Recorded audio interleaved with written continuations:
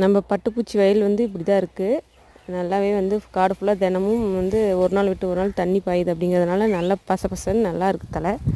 But இப்படிப்பட்ட தலையை வச்சே வந்து பார்த்திங்கன்னா இந்த டைம் பேட்ச் வந்து கண்டிப்பாக வந்து பாதி ஃபெயிலியர் ஆகிடுச்சிங்க. பால் புழு நிறைய வந்துருச்சு.